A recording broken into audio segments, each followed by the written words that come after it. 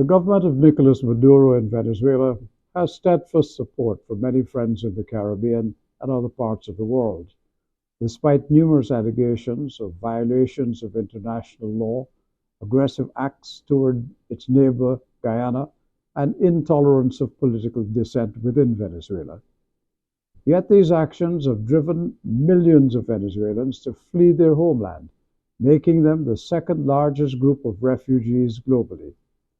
Thus, the Venezuelan government has also created hostility from many of its closest neighbors in North, South, and Central America. The tension came to a head on Wednesday, December 11th, at a special meeting of the Permanent Council of the Organization of American States, which I presided over as Dean of the Ambassadorial Corps. During this meeting, 14 member states of the OAS, led by Argentina, read a statement into the record expressing profound concerns about the situation in Venezuela. Their concerns related to 6 members of the opposition who sought asylum in the Argentine ambassador's official residence following the disputed presidential election of July 28th. Nicolas Maduro was declared the victor amid claims of electoral rigging by international observers and numerous Western governments. The Argentine Foreign Minister, Gerardo Verheyen, accused Venezuela of harassing the 6 opposition members.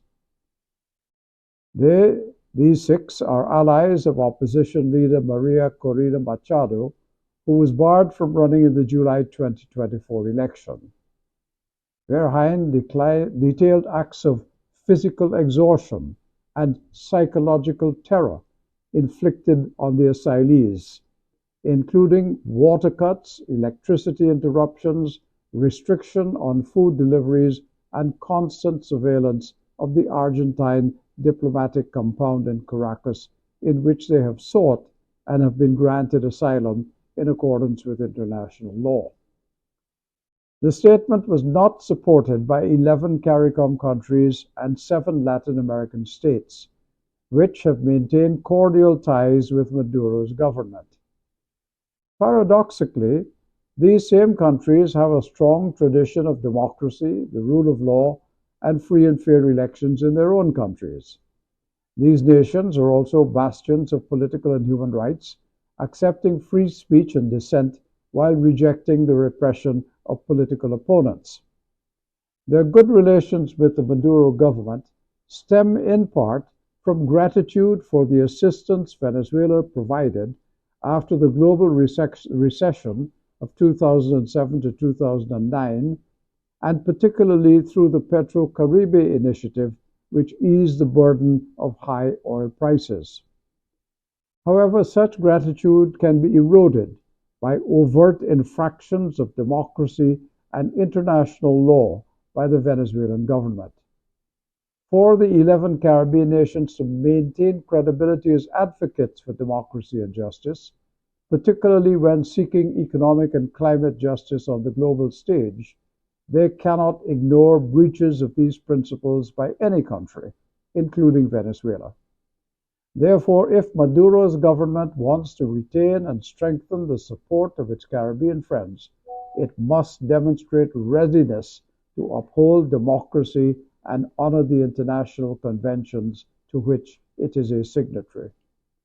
The Venezuelan government knows better than anyone else that it has already lost the trust of many of its traditional friends in South and Central America, and that the countries of North America are already intent on isolating it.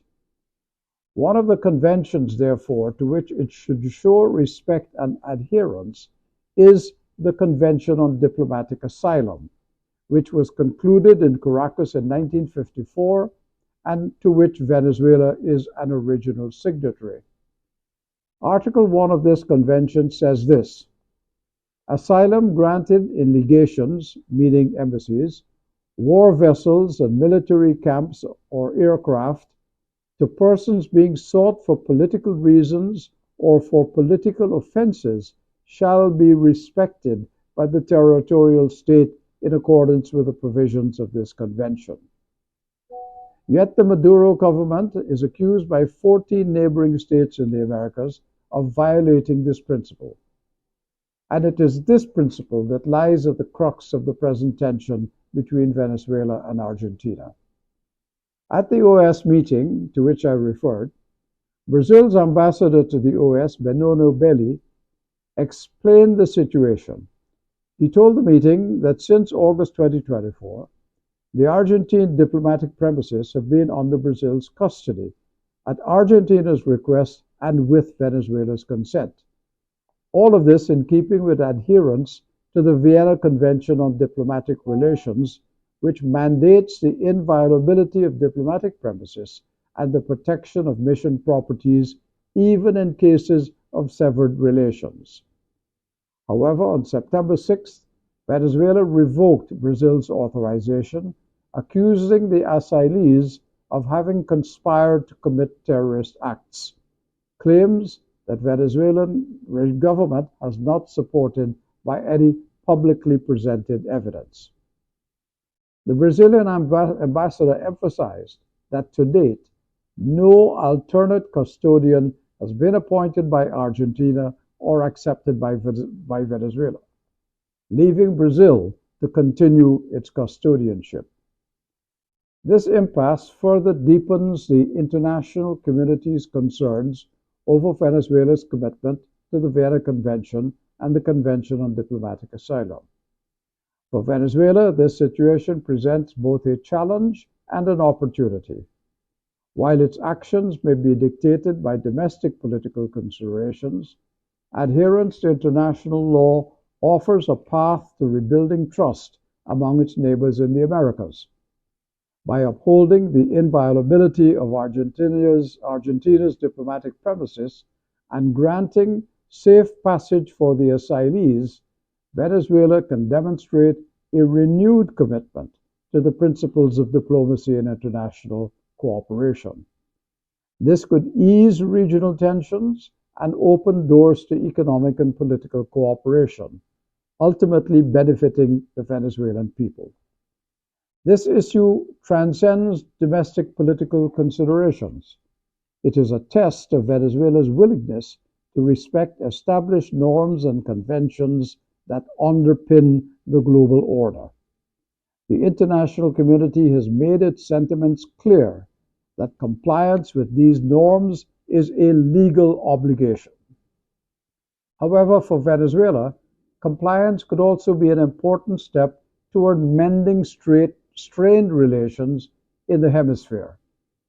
This is why the Maduro government should carefully consider the repercussions of its actions. Neighboring states value democracy and justice too greatly to ignore transgressions. Venezuela's actions will determine whether it continues down a path of isolation or begins to restore its place of respect among its regional and global peers. The path forward is clear. Uphold international law, honor commitments to diplomatic conventions, and respect human rights, values championed particularly by Caribbean countries. Taking these steps will ensure the safe passage of the asylees under international law. Importantly, it will also send a powerful signal that Venezuela is ready to re-engage with the international community in good faith. All of this now is down to what Nicolas Maduro decides to do. Thank you very much for listening.